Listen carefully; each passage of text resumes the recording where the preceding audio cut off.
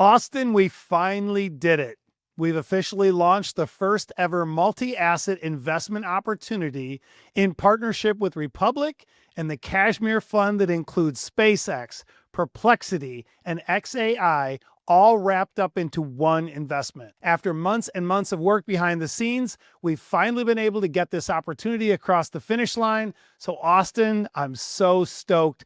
Tell everyone what we've created. We've created a very, very interesting opportunity that is open to any of our listeners to consider here and learn about. So as you guys know, there are publicly traded companies on the stock market, and there are privately held companies that are not traded on the stock market. Now, anyone can buy and sell stock in the public ones, right? They're on the stock market. Go to public.com, make some trades, but only those with deep connections are able to buy and sell stock in the private ones. Investors in those companies have to be invited. For example, Robert, you were invited to invest into Elon Musk's company XAI a couple years ago. It was at a $5 billion valuation, which at the time seemed pretty crazy, but now it's trading at a rumored $200 billion valuation, which is a 40x return in just 2 years. That's the type of stuff that happens with these private companies, right? They have these crazy, potential, insane upsides. And after months and months of hard work, working with the lawyers and Republic and the Cashmere Fund and brokers and everybody around the scenes, we've finally now been able to offer these types of investments to the Rich Habits podcast listeners, newsletter subscribers, or just anyone else that supports the show. So with as little as $7,500 committed, your money will be invested in the likes of SpaceX, Perplexity, and XAI, as well as 38 companies inside of the Cashmere Fund, including MrBeast's Beast Industries, Katy Perry's DeSoy, Graza,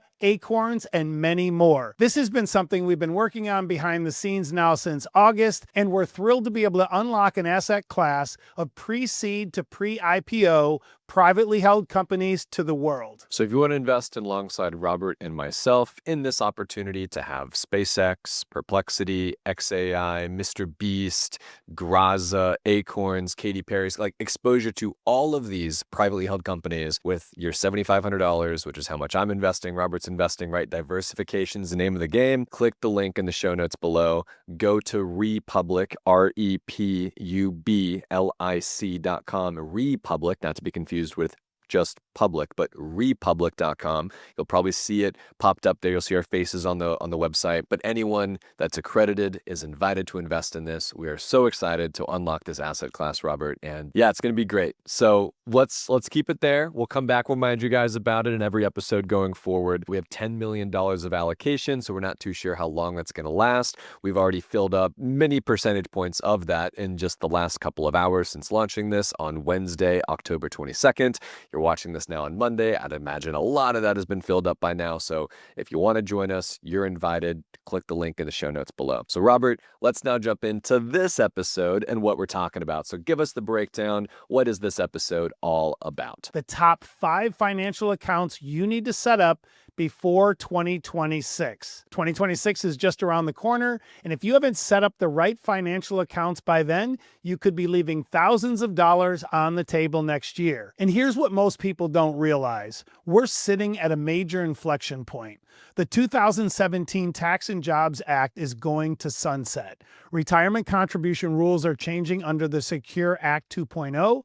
Student loan policies are shifting, and if you wait until December of 2025 to scramble and open these accounts, you're going to miss out on free money, tax breaks, and years of compounding growth. So today, we're breaking down the 5 essential financial accounts you need to have in place before we flip the calendar to 2026. This isn't theory, this is your financial infrastructure, and without the right accounts, you're literally leaving money on the table every single month. So Austin, let's get into it. Before we dive into the specific accounts, I think it's important for us to talk about like why this actually matters. So why should someone care about opening up the right accounts in 2026? Your accounts are your financial infrastructure. They're the foundation everything else is built on. If you don't have the right ones, you're not just missing opportunities, you're actively losing money. Let's say you're not contributing to your 401k and you're missing out on a $500 employer match every year. That That doesn't sound like a lot, but over 30 years at a 9% average return, that's over $76,000 you just left on the table because you didn't open one account. And Robert, that's just one account. You now multiply that across an HSA, a Roth IRA, brokerage accounts, right? The compounding losses can add up pretty fast. So today we're going through the 5 accounts that you need to have set up before 2026. And we're going to tell you exactly why each account matters, what they do for you, and how to think about prioritizing them. So be sure to stick around to the end. So Robert, let's talk about the foundation. Kick us off with the first account. The first account is a high yield savings account, or an HYSA. This is your emergency fund, and if you don't have one yet, this is the first thing you need to open today. High yield savings accounts are paying anywhere from 3 to 4% APY. That's not going to last forever, but while rates are high, you need to take advantage of it. Compare that to a traditional checking account that pays you basically a big nothing burger. You're leaving free money on the table every single month you don't do this, so act fast. And the goal here is really simple. You want to keep 3 to 6 months of expenses in your high yield savings account, because this is not your spending money. This is not your investing money. This is the car just broke down, or I just lost my job, or I'm having a really rainy day money, right? It needs to be an account that's separate from your checking account, so you don't just go spend it, but it's also earning interest and easy to access in case of an emergency. So if you're just getting started, do not overthink this. Go open an account on public.com, start earning that 3.8% APY. They make it incredibly simple. They are consistently one of the highest paying savings accounts out there. But if you don't use Public, that's fine with us. Does not matter. Just go try it. Maybe go with Ally or Wealthfront or something else that makes sense to you in your situation. Doesn't matter what you use. What matters is that you're actually using a high yield savings account for your emergency fund. Like Nike said, just do it. So many people that I talk to have tens of thousands of dollars sitting in a traditional checking account or savings account making zero. Don't be that person. Get the money into the high yield savings account. Get the free money. We love Public, but anywhere is fine. Just make sure you do it. Now, our second type of account that you need to have are your retirement accounts. Think 401k, Roth IRA, and traditional IRA. So here's why this specifically matters for 2026. When the Tax Cuts and Jobs Act sunsets, tax brackets are likely going to go up a little bit, which means if you're planning to contribute to a Roth IRA, which means you pay taxes now and then you withdraw the money tax-free in retirement, it might be a little bit more expensive to do that in 2026 and beyond compared to right now. So opening and funding a Roth IRA now, while those tax brackets are still lower, could save you thousands, perhaps tens of thousands of dollars over your lifetime. Let's break down the accounts quickly. If you have an employer-sponsored 401k, you need to be contributing to it because most employers offer a match. Usually 3% to 6% of your salary, that's free money. And if you're not contributing enough to get the full match, you're literally saying no to a guaranteed 50 to 100% return on your money. And then there's the Roth IRA. We've talked about this one for so long. It's such a powerful wealth building tool. You contribute after-tax dollars, but all the growth and withdrawals in retirement are completely tax-free, which I like that. No taxes, sounds good to me. For 2025, up to $7,000 is how much you can contribute, or $8,000 if you're over the age of 50. And if you're under 30 and start maxing this out right now, you could easily have $1 million in this account by the time you retire in your mid-60s. And if your income is too high to contribute directly to the Roth IRA, look into the backdoor Roth IRA strategy. It is a completely legal way to get money into a Roth even if you're above the income thresholds. We won't go deep into that today, but just know that it exists. So the bottom line is, if you don't have some sort of retirement account already working for you, if it's a 401k, if it's a Roth IRA, you gotta have some sort of retirement account rocking and rolling you're contributing to consistently. So the first type of account we talked about was the high yield savings account. The second type of accounts here are the retirement accounts. You need those heading now into 2026. Open the account, doesn't matter which kind it is, and you're like, oh, Austin, I don't have money to put into it. Of course you do. You've got 10, 25, $50 a month. Like that's better than nothing. Starting somewhere is what's important. Just getting started, period, is what matters. We talk about it all the time, and that is exactly why I love doing this. It's all about taking action. And account number 3 is one of the most underrated accounts in personal finance, the health savings account, or you've seen it called an HSA. And here's why this is so powerful. An HSA has a triple tax advantage. Let me say that again, triple. You contribute pre-tax dollars, the money grows tax-free, and you can withdraw it tax-free for qualified medical expenses. There are no other accounts in the tax code that gives you that. And here's a little secret for you, Robert. If you can afford to pay for those medical expenses out of pocket throughout your life, you can actually just let your HSA grow over time and invest into it like a retirement account. Then after the age of 65, withdraw from it for any reason, not just medical reasons, any reason, and you only pay income tax, just like you would with a traditional IRA. So you get the pre-tax and then it's taxed later in retirement. So it's essentially like a shadow stealth retirement account, if you think about it like that, which I think is pretty interesting. So if you're healthy and you're not tapping into it, an HSA is essentially this shadow stealth retirement account that you should be taking advantage of. Now, the catch is you need to have a high deductible health plan, which means for 2025, your deductible needs to be at least $1,600 for individuals or $3,200 for families. If you qualify, the contribution limits for 2025 are $4,300 for individuals and $8,550 for families. And if you're 55 years or older, you can contribute an extra $1,000. Max this out if you can. It's one of the best wealth building tools nobody talks about. How cool is that though, Robert? If you think about it, right? Like, hey, I'm going to contribute, let's say, what's the individual again here? It was $4,300. So not only do I write off 43 against my taxable income, saving me probably $1,500, right? So I get to save money on my taxes by contributing it. Let's say it's invested for 7 years and it doubles now because the stock market doubles every 7 years to 8,600. So I've got 4,300 of profits and I can spend all 8,600 on my kids' braces. And there's no taxes, right? You know what I'm saying? Like, how cool is that? It's such a cool account that no one talks about. All right, Robert, let's talk about the fourth type of account people need going into 2026. And that is, drum roll, a normal taxable brokerage account. Give me that bridge account on public.com.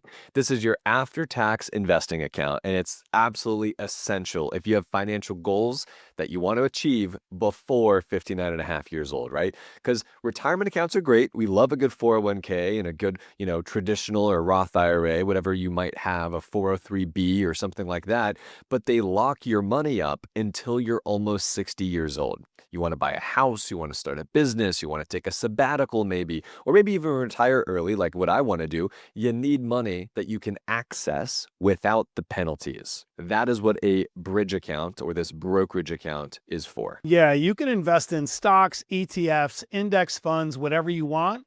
And while you will pay capital gains taxes when you sell, we love the bridge account because the flexibility is worth it. Plus, if you hold investments for over a year, you're taxed at long-term capital gains rates, which are way lower than ordinary income tax rates. The key here is automation. Set up automatic contributions every month, even if it's just $100 or $200, and invest in diversified index funds that we talk about all the time, like VOO or VTI. Don't try to time the market. Don't chase individual stocks. Just buy, hold, and let it compound, and you'll thank us later. And if you're younger and you're like, guys, you just named all these accounts, which one do I actually go do first, right? We have a phrase for it. Here we go. Ready? Match beats Roth beats taxable, okay? Up to the match with your employer 401k because that's free money. Who doesn't want free money? I like free money. Up to the match to get the free money. Match beats Roth. So next is your Roth IRA. Max that out $7,000 a year or $8,000 if you're over the age of 50 and invest that into the VOOs and VTIs of the world like Robert just talked about. Then if you have autonomy over your 401k, which could be you, go back and max out the 401k. That's great. And you get some nice cool tax savings there on the upside. And then if you don't have autonomy, which is a lot of us, we go put it into the taxable account, which is exactly what this account is, right? And Robert, it's important to remind people here, right? If you ever want to retire and not trade time for money for the rest of your life, you need to have a nest egg that's growing for you over time. And the easiest way anyone can begin investing towards their future is on public.com. They make it incredibly simple to build a multi-asset portfolio, including ETFs, stocks, bonds, crypto, options, and more. They also offer access to industry-leading yields, up to 3.8% APY for your emergency fund. And for a limited time, you can earn a 1% match on all of your IRA deposits, IRA transfers, and 401k rollovers, which is $1,000 of free money for every $100,000 you roll over to the platform. So that old 401k that's still at your old employer you haven't moved over or changed or done anything with, roll it over, get your 1% match, and claim your money. Fund your account in 5 minutes or less. Head to public.com/rich habits to claim your 1% match today. Paid for by Public Investing. Full disclosures in the podcast description. All right, Robert, let's round off with our fifth type of account that people need to have opened up before 2026. Account number 5 is a 529 college savings plan. Now, this only applies if you have kids or you're planning to have kids and you want to save for their education. But if that's you, this is a huge opportunity. A 529 is a tax advantage account specifically for education expenses. You contribute after-tax dollars, but the money grows tax-free, and withdrawals for qualified education expenses are also tax-free. Plus, many states give you a tax deduction for contributions. Isn't that cool? You get a tax deduction for saving for your kids' college, and you're using the profits from the stock market to pay for your kids' books and tuition. Or maybe they go to trade school, and you're like, how cool is it? It's such a flexible account. I love it. Now, here's the new rule that makes it even more exciting. Under the Secure Act 2.0, if your kid doesn't use all the money in their 529 account, you can roll up to $35,000 of it into their Roth IRA, which means that they now have $35,000 in their Roth IRA in their mid-20s, let's say, that's going to grow for them for the next 40 years. You know what 35,000 turns into after 40 years, Robert, assuming a 9.5% return? Well over $1 million, right? This is generational wealth we're talking about here. So the 529 account, especially after the Secure Act 2.0 that came into play, makes it just that much more advantageous. So if you have kids, open a 529 now. Even if you're just putting $50 to $100 a month into the account, that's going to compound over 18 years and make a huge difference in their life. And if your state offers a tax deduction, you're getting free money just for contributing. All right, Robert. So we've talked about the 5 accounts, right? The high yield savings account, the retirement account, the HSA account, the taxable account, and now the 529 account. If I were someone listening right now, I would feel overwhelmed, maybe a little bit of anxiety thinking about all these things in accounts. So let's give them an action plan. Yeah, so item number 1, we're going to keep this super simple. Open the accounts you don't have. Start with the emergency fund and retirement accounts because those are non-negotiable. You have to do it as soon as possible. Don't get lost in the Christmas holiday season and don't do this.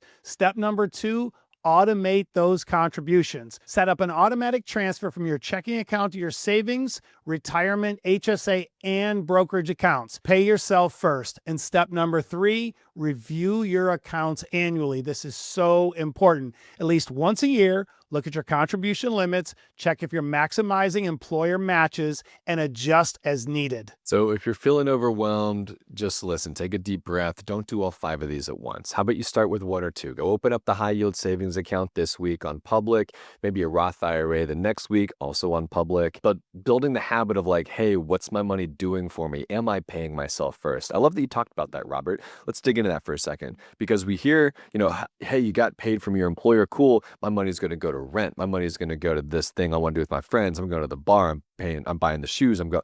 Pay yourself first and then go do those things. Talk about the importance of that. Yeah, so many people don't realize that your money has to have a job. I've been saying for years and years to anyone that'll listen is make your money work as hard for you as you work to get it. And by assigning a place, putting automation to your money and not letting it sit in your checking accounts, you will find so much more money available to you to be able to invest in these 5 accounts. Because if it just sits in your account and the weekend rolls around, your buddies hit you up to go to a concert, or you go to a farmer's market or to the mall, you're just going to blow the money. And that's why I love to tell people and make sure they understand, get your money working as hard for you as you work to get it. It's so critically important in your wealth building strategies. And I think another one of my favorite things that you say is what doesn't get measured doesn't get managed, right? So if you're not measuring the money coming in and out of your account, if you're not using an honest budget and, keeping eyes on all this stuff, you're never going to be able to manage it accordingly. So all we're saying here is that these accounts are the infrastructure for building wealth. Without them, you're going to end up paying more in taxes. You might miss out on some free money,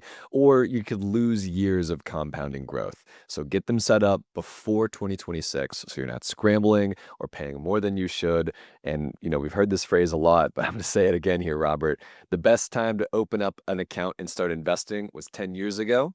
The second best time is today. 100%. Wow, what a great episode. I just love breaking these things down because I feel like anyone that takes action is going to be shocked in a year, 2 or 3 years, how much more money they have in these accounts working hard for them just because they took these simple steps and got it done. Robert, I've actually been contributing to a 529 account for my niece and nephews for the last, I think, 2 or 3 years it's been. I'm going to log into this account right now in real time. I only contribute like $150 a month. I had to go to Vanguard is where I did it on. So no gatekeeping here.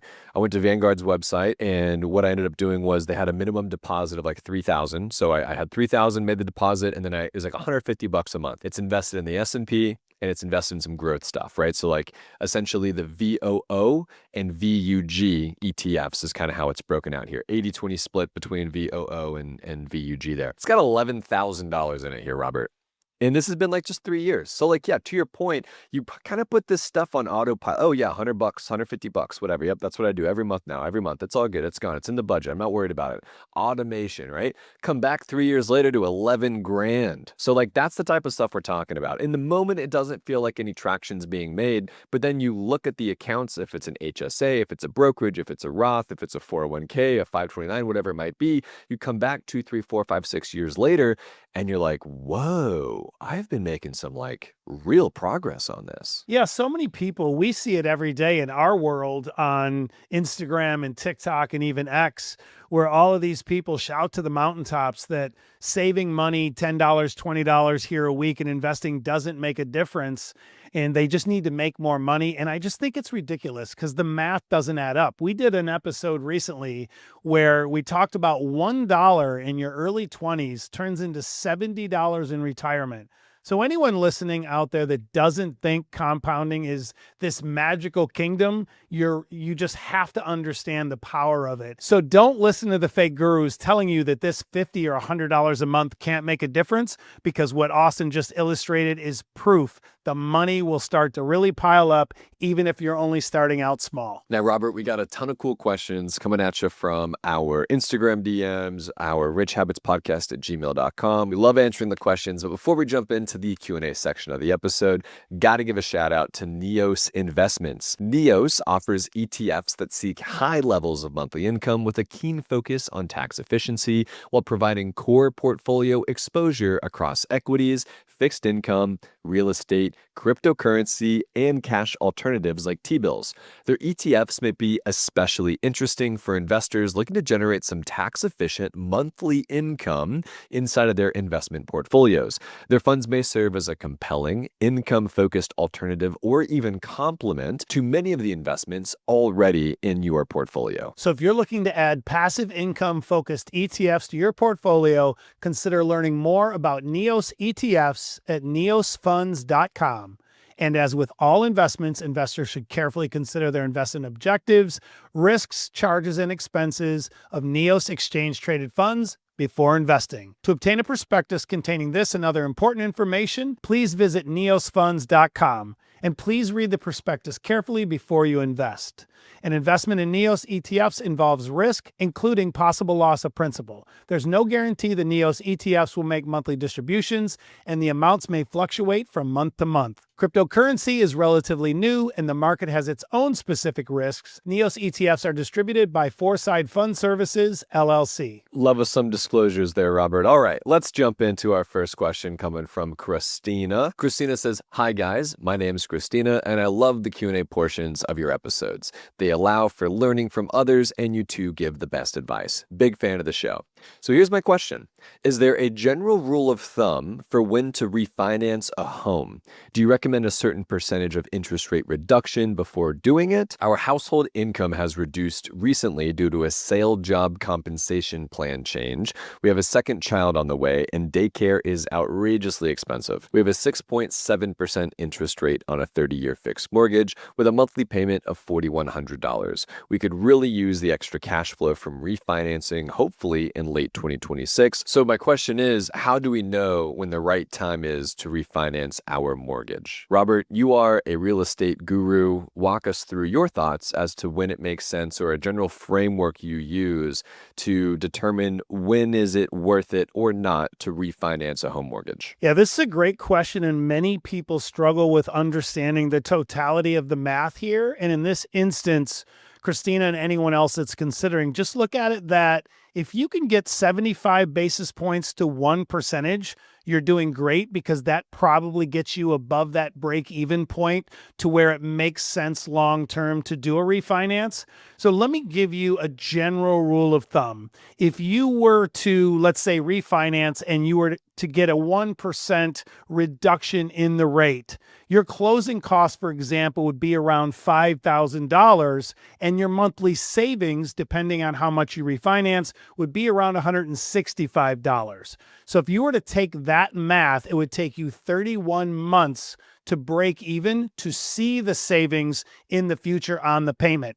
And right now, my biggest problem with this logic in this situation is I don't think you're going to be able to refinance and save enough, considering you're already paying 6.7%, and it would be tough to save a full percentage point right now to be able to reduce your current mortgage payment enough to make a difference in your household net income. So I hope that helps. I'd love to give you better answers if you could get 2 or 3% off and save $500 or $600 a month, which would help your cause. But unfortunately, I don't think the math will work in your favor currently. Yeah, Christina, this one's tough, right? Because, your monthly mortgage is $4,100, and you're like, how do we get it down to $3,500 or $3,000, right? Or like, how do you get it down? You have a mortgage rate of 3% instead of 6.7. And our reality is, I don't think mortgage rates are going to be in the 4% range at all anytime soon, right? We're thinking maybe 5s next year if we're lucky, but I don't know. It all depends on the 10-year yield, which is a misconception. A lot of people think it depends on the Federal Reserve cutting interest rates.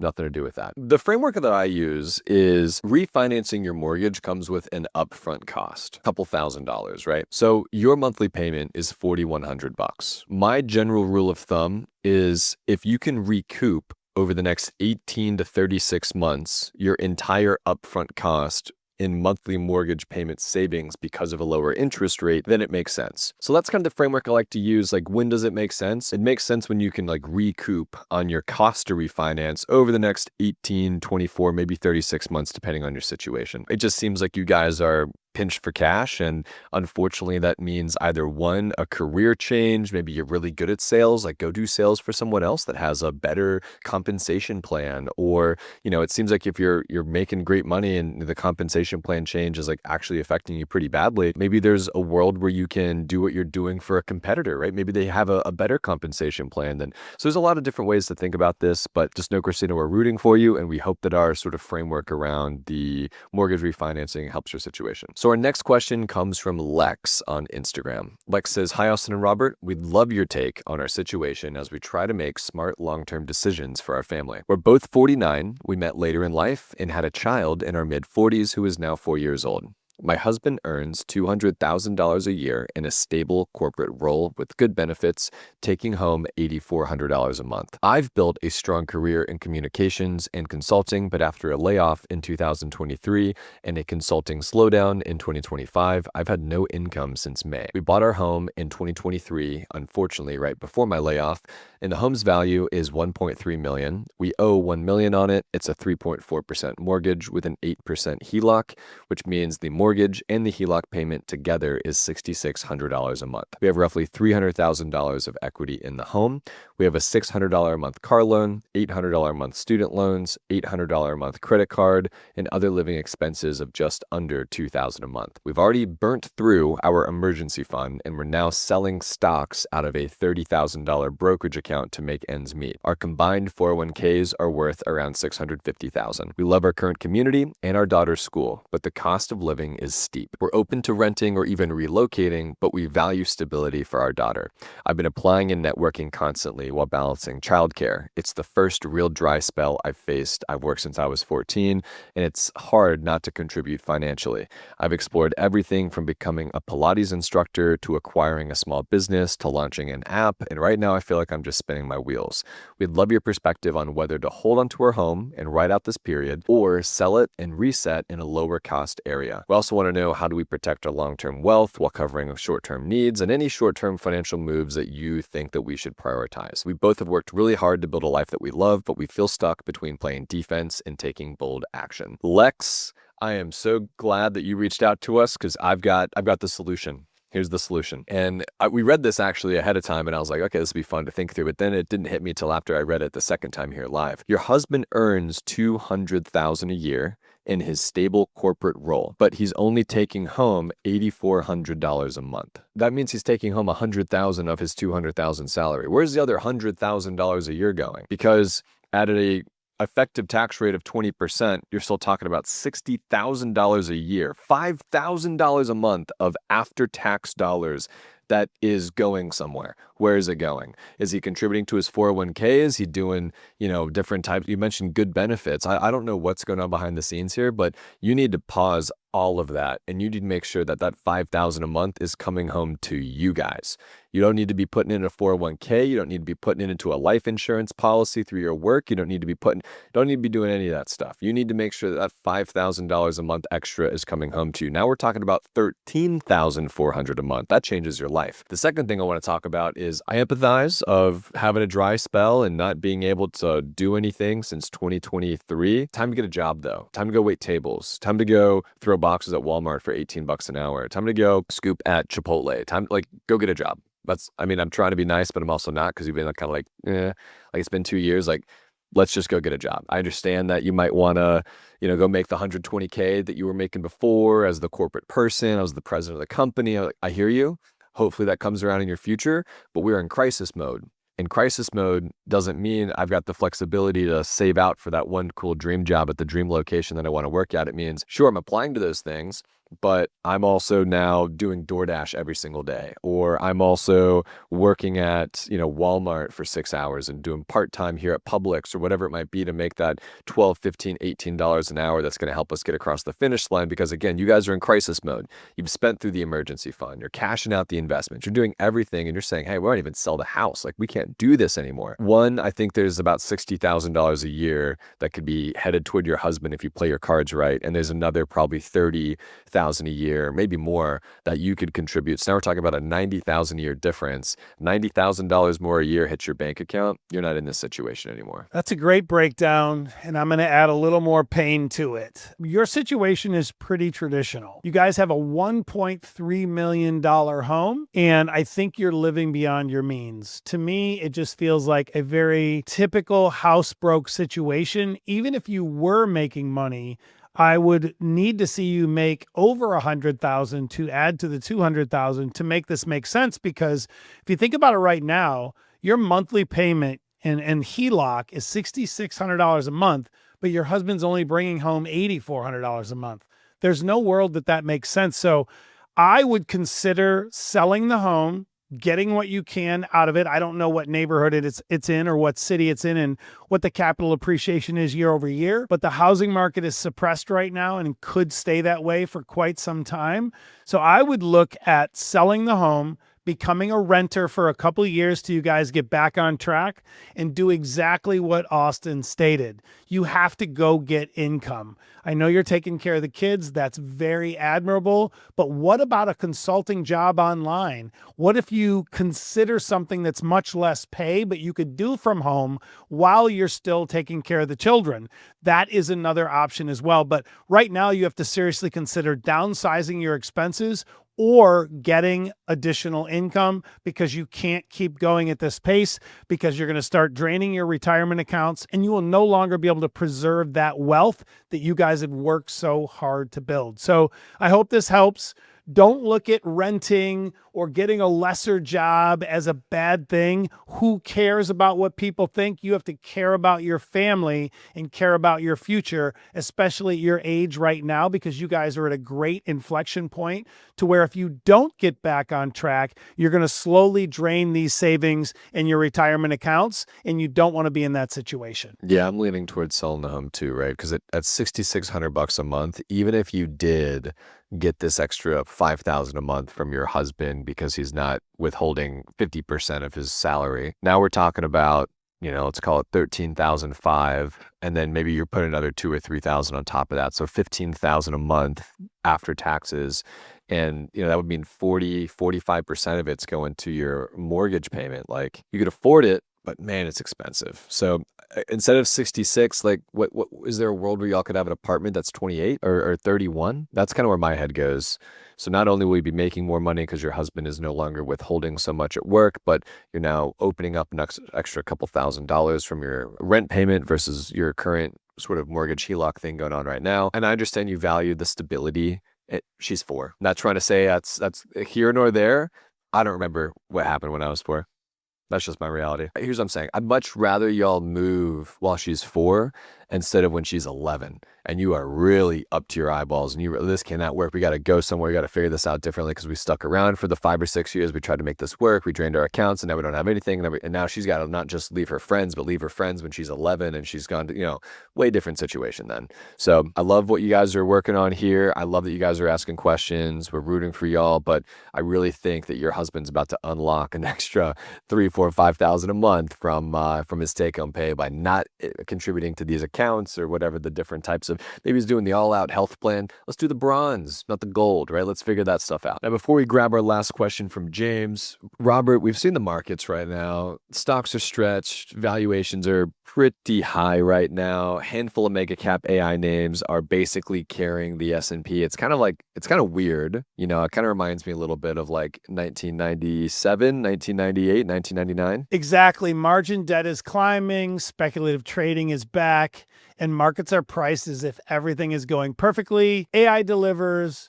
Rates get cut, geopolitics stay smooth, but history shows that when markets are this one-sided, future returns can disappoint. So what's an alternative asset option? Well, in my opinion, y'all should take a look at artwork. For the past 3 years, the art market has been in a down cycle. Sellers have pulled back, volumes have slowed, and prices have cooled.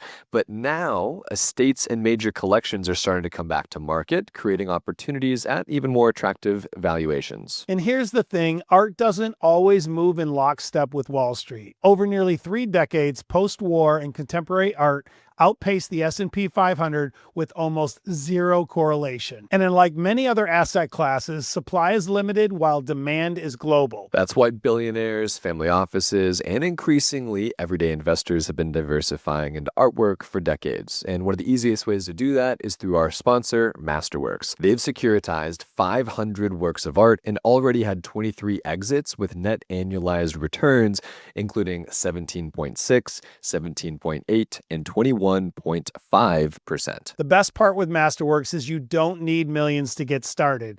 You can invest in shares of iconic works from artists like Picasso, Banksy, and Warhol. Just call 929-545-6473 to skip the wait list. And as always, past performance is not indicative of future returns, and investing involves risk. You can always find important Regulation A disclosures at masterworks.com/CD. Check it out and start building real diversification today. We talk about diversification all the time, Robert. Love me some artwork. We're both investors on Masterworks. Easiest way to add artwork to your own portfolio. All right, our last question comes from James. James says, Hey guys, my name's James, and I recently discovered the show on Spotify as I'm driving Uber at night. Surprisingly, some of my riders thank me for the show, and they even eventually subscribe to your channel. So to say, I'm a huge fan. I feel embarrassed to say that I actually was a finance major, just like you, Austin. I still remember the materials, but lack of discipline has put me in a bad spot. Lesson learned from me, even with your knowledge, if there's no discipline, you're bound for failure. Interesting. I like that. That's a good take. James says, here's my situation. I'm married with 2 young kids under the age of 2, and I'm the sole breadwinner for the family. I do not have a strong base. I currently have a mortgage where I pay $2,200 a month. I've got $22,000 of reckless spending and credit card debt. 3 cards with an average minimum payment of $277 a month with an APR of 28%. My car is fully paid off, and that's what I use to drive Uber. Most of my expenses go to groceries, credit card bills, and a $2,800 Affirm loan, and some other household necessities. Now here's the fun part. 5 months ago, I lost my job, and because of my lack of emergency funds, I was late for the last 3 months on my mortgage payments. I've met those obligations and paid them, but I was late nonetheless. Now, I drive Uber almost 12 hours a day, and that's how I've been surviving. Those long hours took valuable time away from my family, which started to impact my marriage. What's reassuring is I have 2 529 plans for my kids where I put some money in whenever I can. I moved my 401k from my old job to my IRA, diversified it the way you guys say. Thankfully, I just got a job offer starting at the beginning of November for $89,000 a year, and I plan to max out my contributions. Now, here's where I need help. Please guide me through a solid plan to erase all of my credit card debts. What is the most effective way that I can start building wealth at my age? How do I strategically invest to financially thrive and have enough money left for my kids so they can go to college? Thanks in advance. I feel like that story was a roller coaster, right? It was like, I love you guys. Great show. Oh my gosh, but I lost all this and I failed and all this credit card debt, but I got a job again. All right, Robert, walk him through your quick thoughts here as to what you would do in James' situation. I love the roller coaster and congrats on the job, but please do not put any money into this new employer plan because you don't want to be maxing out those contributions. Meanwhile, you have all this credit card debt, this Affirm loan, and everything else. I want you to work as many hours as you can at this $85,000 a year job. And then when you get a chance, I want you to still be Ubering because you can take all of that and get all of this high interest debt wiped out right away, then start contributing to this 6% match that you're going to get from your new job. Because the number one thing is we always talk about you can't outinvest high interest debt, and you have a lot of it. So that's the plan. That's where you're going to start. You're going to get in there. You're going to impress them. You're going to do a great job, but don't start the contributions until you wipe out all of these loans and credit card debt first. Let's talk more about that, Robert. No 529 contributions are more important than 28% credit card debt. No 401k contribution and the match that could come with it is no more important than paying off those credit cards. So here's what I would do. You're working 8 hours a day at this job where making $89,000 a year. You said you're working 12 hours driving Uber, which means you got 4 more hours a day that you were used to working now that you can now start, continue to go drive Uber for. Make as much money as you humanly can until you pay off the $22,000 of credit card debt. Here's the thing. I want you to go save a couple $1,000s for just super small starter emergency fund so you don't have to go more into credit card debt. Then you go all in on paying off this credit card debt. Once it's paid off, go beef up that couple thousand into 15, 20, 25,000, right? It's going to take you maybe a year or 2 to do that. Once that is complete, and only once that is complete is when you're going to start investing again, right? I don't want you investing and paying off this and this over here and like too many things at once. That's what got you where you are today, right? You talked about not having a plan, no discipline, bound for failure. Like this is the plan. Save a little bit of money over here on your public account. Use that as that like starter emergency fund. Pay off the high interest credit card debt. Beef up that starter emergency fund to 15 grand so you don't find yourself driving Uber 12 hours a day again. And then you start investing toward, match beats Roth beats taxable, all the fun stuff we just talked about. Really, really appreciate the question, James. We're rooting for you, my friend. Love the roller coaster of a question here. You crushed it and you're doing great. I just don't want everyone to think we're giving too much tough love on this episode. But James, you have the background, you have the stick-to-itiveness, You can do this. You just got to set aside the funds, set aside the spending, however you got there, and just put your nose to the grindstone, be consistent, and you'll be back on track in no time. And just know, too, this is only a season of your life, right? You're going to fast forward 4 years and be in a completely different financial situation. You and your wife are going to be so deeply in love. Your kids are going to be, thriving because their dad was in a season of his life where he just worked his face off for 18, 24 months and got them out of the bad financial situation they were in. And now they don't have to worry about not being able to afford something, missing the mortgage payment. Dad's gone 12 hours a day. None of that anymore. So James, again, congrats on the job. We're rooting for you, my friend. And for everyone listening, don't forget, if you want to invest into Perplexity, SpaceX, XAI, MrBeasts, Beast Industries, Katy Perry's, DeSoy, Graza, the olive oil company, Acorns, the fintech company, all of those are opportunities that are inside of this multi-asset SPV that Robert and myself have built and is now launched on republic.com. There's a link in the show notes below. Go check it out. Read all the prospectus, read all the disclosures, understand exactly what you're getting yourself into. And yeah, we're really excited about it, Robert. We did it. It's incredible. I commend you and Christian for the tons of hours and all the work to put this together and get it across the finish line. The first ever multi-asset investment opportunity. And this is just incredible. And I'm so excited for our listeners and everyone in our ecosystem, just because this is different. This is new and it's incredible, incredible companies. So make sure you guys check it out on Republic. You'll see our faces if you scroll down, and you can read all the really good information around this investment. And again, thank you all for stopping by every week, checking out the podcast, signing up for the newsletter, and just hanging out with us. Thanks, everyone, and have a great start to your week.